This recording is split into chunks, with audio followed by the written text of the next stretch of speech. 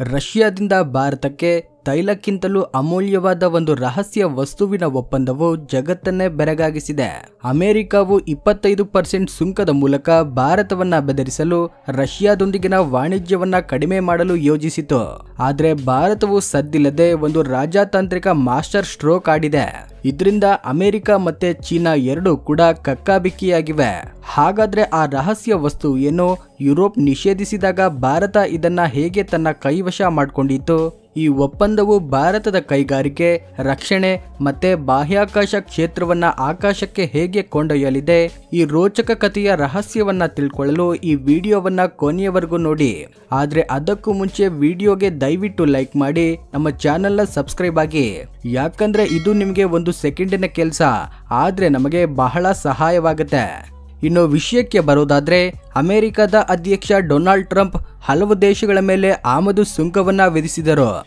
ಇದರಲ್ಲಿ ಭಾರತವು ಸಿಕ್ಕಾಕೊಂಡಿತ್ತು. ಭಾರತದ ಮೇಲೆ ಏಕಾಏಕಿ 25% ಸುಂಕವನ್ನ ವಿಧಿಸಲಾಯಿತು. ಮೊದಲಿಗೆ 26% ಸುಂಕವನ್ನ ವಿಧಿಸೋದಾಗಿ ಹೇಳಿ ನಂತರ ಕೇವಲ 1% ಕಡಿಮೆ ಮಾಡಿ 25% ಮಾಡಿದರು. ಆದ್ರೆ ಆಸಕ್ತಿಕರ ವಿಷಯ ಏನೆಂದ್ರೆ, ಭಾರತದ ನೆರೆಯ ಬಾಂಗ್ಲಾದೇಶ ಮತ್ತೆ ಪಾಕಿಸ್ತಾನದ ಮೇಲೆ ಕೇವಲ 19ರಿಂದ 20% ಸುಂಕವನ್ನ ಮಾತ್ರ ವಿಧಿಸಲಾಯಿತು. ಅಂದ್ರೆ ಭಾರತಕ್ಕೆ ಹೆಚ್ಚಿನ ಸುಂಕವನ್ನ ವಿಧಿಸುವ ಮೂಲಕ ಭಾರತೀಯ ವಸ್ತುಗಳನ್ನ ಅಮೆರಿಕದ ಮಾರುಕಟ್ಟೆಯಲ್ಲಿ ದುಬಾರಿಯಾಗಿಸಿ ಒಂದೆಡೆ ಭಾರತವನ್ನ ಕೆರಳಿಸಲು ಅಥವಾ ಒತ್ತಡ ಹೇರಿ ವಾಣಿಜ್ಯ ಒಪ್ಪಂದವನ್ನ ಮಾಡಿಕೊಳ್ಳಲು ಅಮೆರಿಕ ಯೋಚಿಸಿತು. ಈ ಕ್ರಮದಲ್ಲಿ ಭಾರತಕ್ಕೆ ಪೆಟ್ಟು ಹೊಡೆಯಲು ಮತ್ತು ರಷ್ಯಾದೊಂದಿಗಿನ ವಾಣಿಜ್ಯ ಸಂಬಂಧಗಳನ್ನ ಕಡಿಮೆ ಮಾಡುವ ಅಮೆರಿಕದ ಉದ್ದೇಶ ಸ್ಪಷ್ಟವಾಗಿ ಕಾಣ್ತದೆ. ಆದ್ರೆ ಅಮೆರಿಕವು ಒಂದು ಪ್ರಮುಖ ವಿಷಯವನ್ನ ಮರೆತಿದೆ. ಈಗಿನ ಭಾರತವು ಆ ಹಳೆಯ ಭಾರತವಲ್ಲ.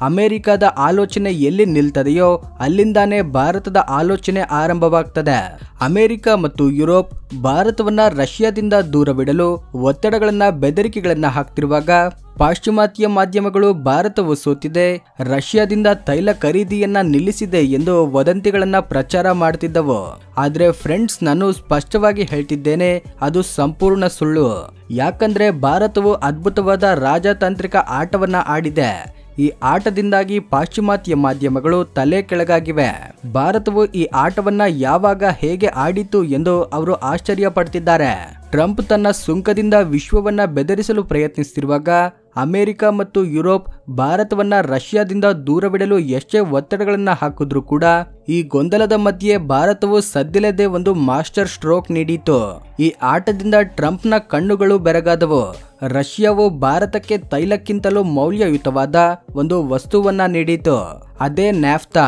ಇದು ಯಾವುದೋ ಸಾಮಾನ್ಯ ಒಪ್ಪಂದವಲ್ಲ. ಇದು ಭಾರತದ ಕೈಗಾರಿಕೆಗಳು, ರಕ್ಷಣಾ ಕ್ಷೇತ್ರ, ಬಾಹ್ಯಾಕಾಶ ತಂತ್ರಜ್ಞಾನವನ್ನ ರಾಕೆಟ್ನಂತೆ ಆಕಾಶಕ್ಕೆ ಕೊಂಡೊಯ್ಯುವ ಸೂಪರ್ ಕೆಮಿಕಲ್ ಒಪ್ಪಂದವಾಗಿದೆ. ಈ ಒಪ್ಪಂದವು ಅಷ್ಟು ಸುಲಭವಾಗಿ ಆಗಿ ಹೋಗಿಲ್ಲ. ರಷ್ಯಾ ಉಕ್ರೇನ್ ಯುದ್ಧವು ಭಾರತದ ತೈಲ ರಾಜತಾಂತ್ರಿಕತೆಯ ಮೇಲೆ ವಿಶ್ವದ ಗಮನವನ್ನ ಸೆಳೆದಿದ್ದ ಸಮಯದಲ್ಲಿ ದೆಹಲಿಯ ರಹಸ್ಯ ಕಚೇರಿಗಳಲ್ಲಿ ಒಂದು ಆಟವು ಆರಂಭವಾಯಿತು. ಈ ಆಟವೇ ಬೇರೆ. ರಷ್ಯಾದಿಂದ ಕಡಿಮೆ ಬೆಲೆಗೆ ಈ ವಸ್ತುವನ್ನ ಖರೀದಿಸಿ ಚೀನಾ ಮತ್ತು ಅಮೆರಿಕ ಎರಡಕ್ಕೂ ಒಂದೇ ಸಮಯದಲ್ಲಿ ದೆಬ್ಬೆ ಹೊಡೆಯುವುದು. ಟ್ರಂಪ್ 25% ಸುಂಕದಿಂದ ಭಾರತವನ್ನ ಕೆಳಗಿಳಿಸಲು ನೋಡಿದ. ಆದ್ರೆ ಭಾರತವು ಒಂದು ಸ್ವತಂತ್ರ ರಾಷ್ಟ್ರ ನೀಡುವ ಉತ್ತರವನ್ನ ನೀಡಿತು. ನಾವು ಒಪ್ಕೊಳ್ಳೋದಿಲ್ಲ. ಈ ಬೆದರಿಕೆಗಳನ್ನ ಗಾಳಿಯಲ್ಲಿ ತಿರಸ್ಕರಿಸಿ ರಷ್ಯಾದೊಂದಿಗೆ ಒಂದು ಅದ್ಭುತ ಒಪ್ಪಂದವನ್ನ ಮಾಡಿಕೊಂಡವು ಎಂದು ಭಾರತವು ತೋರಿಸಿತು. ಈ ಒಪ್ಪಂದದ ಬಗ್ಗೆ ಚೀನಾದ ಗೂಢಚಾರಿಗಳಿಗಾಗಲಿ ಅಮೆರಿಕದ ಉಪಗ್ರಹಗಳಿಗಾಗಲಿ ಯಾವುದೇ ಮಾಹಿತಿ ಸಿಗಲಿಲ್ಲ. ಆದ್ರೆ ಆ ರಹಸ್ಯ ವಸ್ತುವೇನೆಂದು ಯೋಚಿಸುತ್ತಿದ್ದೀರಾ? ಅದು ಹೆಸರಿಗೆ ಸಣ್ಣದೆನಿಸಿದ್ರೂ ಕೂಡ ಇದರ ಶಕ್ತಿಯು ಅಪಾರವಾದದ್ದು. ಇದು ಪೆಟ್ರೋಕೆಮಿಕಲ್ ಉದ್ಯಮಕ್ಕೆ ಬೆನ್ನೆಲುಬಿನಂತಿದೆ. ಈ ವಸ್ತುವಿನಿಂದಲೇ ಪಾಲಿಮಾರ್ಗಳು, ಆರೋಮ್ಯಾಟಿಕ್ಸ್ ತಯಾರಾಗ್ತವೆ. ಇವುಗಳಿಂದಾನೇ ಪ್ಲಾಸ್ಟಿಕ್, ರೇಸಿನ್ಗಳು, ಫೈಬರ್ಗಳು, ಸಾವಿರಾರು ರಾಸಾಯನಿಕಗಳು ಉತ್ಪಾದನೆಯಾಗ್ತವೆ. ಆದ್ರೆ ಅಸಲಿ ಕತೆ ಇಲ್ಲಿಂದಾನೇ ಶುರುವಾಗುತ್ತೆ. ಭಾರತದ ರಕ್ಷಣಾ ಕ್ಷೇತ್ರ, ಬಾಹ್ಯಾಕಾಶ ಕ್ಷೇತ್ರ, ಎಲೆಕ್ಟ್ರಾನಿಕ್ ಕ್ಷೇತ್ರಗಳು ಈ ವಸ್ತುವಿನಿಂದ ತಯಾರಾಗುವ ಉನ್ನತ ದರ್ಜೆಯ ಕಾಂಪೋಸಿಟ್ ವಸ್ತುಗಳ ಮೇಲೆ ಆಧಾರಿತವಾಗಿದೆ. ಫೈಟರ್ ಜೆಟ್ಗಳ ದೇಹ, ಡ್ರೋನ್ಗಳ ಬಿಡಿ ಭಾಗಗಳು, ಕ್ಷಿಪಣಿಗಳ ದೇಹ, ಎಲೆಕ್ಟ್ರಾನಿಕ್ ಯುದ್ಧ ವ್ಯವಸ್ಥೆಗಳು ಇವೆಲ್ಲವೂ ಈ ವಸ್ತುವಿನ ಉತ್ಪನ್ನಗಳಿಂದ ತಯಾರಾಗ್ತವೆ. 2023ರ ಫೆಬ್ರವರಿಯಲ್ಲಿ ಯುರೋಪ್ ರಷ್ಯಾದಿಂದ ತೈಲ ಉತ್ಪನ್ನಗಳ ಮೇಲೆ ನಿಷೇಧವನ್ನ ವಿಧಿಸಿತು. ಯುರೋಪ್ಗೆ ಬೇಡವೆಂದಿದ್ದ ಆ ವಸ್ತುವನ್ನ ಭಾರತವು 2 ಕೈಗಳಿಂದ ಕಡಿಮೆ ಬೆಲೆಗೆ ಖರೀದಿಸಿತು. 2025ರ ಮೊದಲ 6 ತಿಂಗಳುಗಳಲ್ಲಿ ಭಾರತವು ರಷ್ಯಾದಿಂದ ಏಕಾಏಕಿ 14 ಲಕ್ಷ ಟನ್ಗಳ ಈ ವಸ್ತುವನ್ನ ಖರೀದಿಸಿತು. ಈ ವಸ್ತುವು ಗುಜರಾತ್ನ ಮುದ್ರಾ, ಹಜೀರಾ, ಸಿಕ್ಕಾ ಬಂದರುಗಳ ಮೂಲಕ ನೇರವಾಗಿ ಭಾರತಕ್ಕೆ ತಲುಪಿತು. ಈ ಬಂದರುಗಳು ಈಗ ಏಷ್ಯಾದಲ್ಲಿ ಹೊಸ ಇಂಧನ ರಾಸಾಯನಿಕ ಕೇಂದ್ರಗಳಾಗಿ ರೂಪುಗೊಳ್ತಿವೆ. ಈ ಹಿಂದೆ ಈ ವಸ್ತು ಯುಎಇಯಿಂದ ಬರ್ತಿತ್ತು, ಈಗ ರಷ್ಯಾದಿಂದ ನೇರವಾಗಿ ಕಡಿಮೆ ಬೆಲೆಗೆ ವೇಗವಾಗಿ ಬರ್ತಿದೆ. ಈ ಒಪ್ಪಂದದಿಂದ ಭಾರತವು ಕೋಟಿಗಟ್ಟಲೆ ರೂಪಾಯಿಗಳನ್ನ ಉಳಿಸಿತು. ಇಷ್ಟೇ ಅಲ್ಲದೆ ಭವಿಷ್ಯದ ಸಂಕಷ್ಟಗಳಲ್ಲಿ ಉಪಯೋಗಕ್ಕೆ ಬರುವ ಇಂಧನ ಸಂಗ್ರಹವನ್ನು ಸಿದ್ಧಪಡಿಸಿಕೊಂಡಿತು. ಈ ಕ್ರಮದಿಂದ ಅತಿ ದೊಡ್ಡ ದೆಬ್ಬೆ ಚೀನಾಕ್ಕೆ ಬಿದ್ದಿದೆ. ರಾಸಾಯನಿಕ ಉದ್ಯಮದಲ್ಲಿ ಕಚ್ಚಾ ವಸ್ತುಗಳ ಆಧಿಪತ್ಯದಿಂದ ವಿಶ್ವವನ್ನ ತನ್ನ ಕೈಗೆ ಒಡ್ಡಿಕೊಂಡಿದ್ದ ಚೀನಾಕ್ಕೆ ಈ ಒಪ್ಪಂದವು ಒಂದು ಗಟ್ಟಿ ಆಘಾತವಾಗಿದೆ. ಈ ನ್ಯಾಫ್ತಾ ಸಾಮಾನ್ಯ ವಸ್ತುವಲ್ಲ, ಇದೊಂದು ಮಾಯಾ ವಸ್ತು. ಇದರಿಂದ ಪ್ಲಾಸ್ಟಿಕ್, ಸಿಂಥೆಟಿಕ್ ಫೈಬರ್ಗಳು, ರೇಸಿನ್ಗಳು, ಉನ್ನತ ದರ್ಜೆಯ ರಾಸಾಯನಿಕಗಳು, ಫೈಟರ್ ಜೆಟ್ಗಳು, ಕ್ಷಿಪಣಿಗಳ ದೇಹ, ಎಲೆಕ್ಟ್ರಾನಿಕ್ ಯುದ್ಧ ವ್ಯವಸ್ಥೆಗಳ ಬಿಡಿ ಭಾಗಗಳು ತಯಾರಾಗ್ತವೆ. ಈಗ ಇವೆಲ್ಲವೂ ಭಾರತದಲ್ಲೇ ತಯಾರಾಗ್ತಿವೆ. ಚೀನಾದಿಂದ ಆಮದು ಮಾಡಿಕೊಳ್ಳೋದಿಲ್ಲ, ಅಮೆರಿಕದ ತಂತ್ರಜ್ಞಾನಕ್ಕಾಗಿ ಬೇಡ್ಕೊಳ್ಳೋದಿಲ್ಲ. ಈ ಸುಧಾರಿತ ರಾಸಾಯನಿಕಗಳು ಭಾರತದಲ್ಲಿ ತಯಾರಾದ್ರೆ ಭಾರತದ ರಕ್ಷಣಾ ವ್ಯವಸ್ಥೆಯಲ್ಲಿ ಕ್ರಾಂತಿಯೇ ಬರ್ತದೆ. ಮೇಕ್ ಇನ್ ಇಂಡಿಯಾಕ್ಕೆ ನಿಜವಾದ ಇಂಧನ ಸಿಗ್ತದೆ. ಒಂದು ರೀತಿಯಲ್ಲಿ ಇದು ಚೀನಾಕ್ಕೆ ಗಟ್ಟಿ ಪೆಟ್ಟು ಅಂತಾನೆ ಹೇಳ್ಬೇಕು. ಚೀನಾ ದೇಶವು ಏನ್ ಮಾಡ್ತಿತ್ತು ಅಂದ್ರೆ ಅದು ವಿಶ್ವದಿಂದ ಕಡಿಮೆ ಬೆಲೆಗೆ ಕಚ್ಚಾ ವಸ್ತುಗಳನ್ನ ಖರೀದಿಸಿ ತನ್ನ ಕಾರ್ಖಾನೆಗಳಲ್ಲಿ ಸಂಸ್ಕರಿಸಿ ವಿಶ್ವಕ್ಕೆ ಮಾರಾಟ ಮಾಡಿ ಕೋಟಿಗಟ್ಟಲೆ ಹಣ ಸಂಪಾದಿಸ್ತಿತ್ತು. ಇದೇ ಅದರ ಕಚ್ಚಾ ವಸ್ತು ಆಧಿಪತ್ಯ. ಆದ್ರೆ ರಷ್ಯಾದಿಂದ ನೇರವಾಗಿ ಈ ವಸ್ತುವನ್ನ ಖರೀದಿಸುವ ಮೂಲಕ ಭಾರತವು ಈ ಆಧಿಪತ್ಯವನ್ನ ಒಡ್ಡಿ ಹಾಕಿದೆ.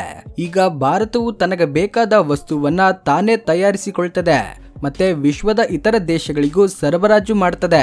ಅಮೆರಿಕದ ಶಿಕ್ಷೆಯ ಭಯದಿಂದ ರಷ್ಯಾದಿಂದ ವಸ್ತು ಖರೀದಿಸಲಾಗದ ದೇಶಗಳಿಗೆ ಭಾರತವು ಈ ವಸ್ತುವನ್ನ ಒದಗಿಸ್ತದೆ. ಅಂದ್ರೆ ಭಾರತವು ಈಗ ಕೇವಲ ಖರೀದಿದಾರನಾಗಿರದೆ ಜಾಗತಿಕ ಮಧ್ಯವರ್ತಿಯಾಗಿಯೂ ಮಾರ್ಪಟ್ಟಿದೆ. ಇನ್ನೊಂದು ಆಸಕ್ತಿಕರ ವಿಷಯ ಏನೆಂದ್ರೆ ಈ ಯುದ್ಧದಲ್ಲಿ ಭಾರತ ಒಂಟಿಯಾಗಿಲ್ಲ. ತೈವಾನ್ ಕೂಡ ಭಾರತದ ಜೊತೆಗೆ ಕೈ ಜೋಡಿಸಿದೆ. 2025ರ ಜೂನ್ನಲ್ಲಿ ತೈವಾನ್ ಕೂಡ ರಷ್ಯಾದಿಂದ 2.34 ಲಕ್ಷ ಟನ್ಗಳ ಈ ನಾಫ್ತಾವನ್ನ ಖರೀದಿಸಿದೆ. ಭಾರತ ಮತ್ತು ತೈವಾನ್ ಒಂದೇ ಆಲೋಚನೆಯೊಂದಿಗೆ, ಒಂದೇ ಮೂಲದಿಂದ, ಒಂದೇ ಕಾರ್ಯತಂತ್ರದೊಂದಿಗೆ ಕಚ್ಚಾ ವಸ್ತುವನ್ನ ಖರೀದಿಸುತ್ತಿವೆ. ಇದು ಕೇವಲ ಯಾದೃಚ್ಛಿಕವಲ್ಲ, ಇದೊಂದು ಆರ್ಥಿಕ ಯುದ್ಧ. ಈ ಯುದ್ಧದಲ್ಲಿ ಭಾರತ ಮತ್ತು ತೈವಾನ್ ಒಟ್ಟಾಗಿ ಚೀನಾದ ಆಧಿಪತ್ಯವನ್ನ ಕೆಡವುತ್ತಿವೆ. ಯುರೋಪಿಯನ್ ಯೂನಿಯನ್ ರಷ್ಯಾದಿಂದ ಈ ನ್ಯಾಫ್ತಾವನ್ನ ಖರೀದಿಸೋದನ್ನ ನಿಲ್ಲಿಸಿದಾಗ ಭಾರತವು ಆ ಅವಕಾಶವನ್ನ ಕೈವಶ ಮಾಡಿಕೊಂಡಿತ್ತು. ಈಗ ಹೇಳಿ, ಈ ರಹಸ್ಯ ವಸ್ತುವಾದ ನ್ಯಾಫ್ತಾ ಖರೀದಿಯ ಬಗ್ಗೆ ನಿಮ್ಮ ಅಭಿಪ್ರಾಯವೇನು? ನಿಮ್ಮ ಆಲೋಚನೆಗಳನ್ನ ತಪ್ಪದೆ ಕಮೆಂಟ್ಸ್ ನಲ್ಲಿ ಹಂಚಿಕೊಳ್ಳಿ.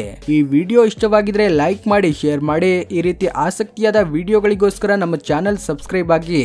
ಜೈ ಹಿಂದ್.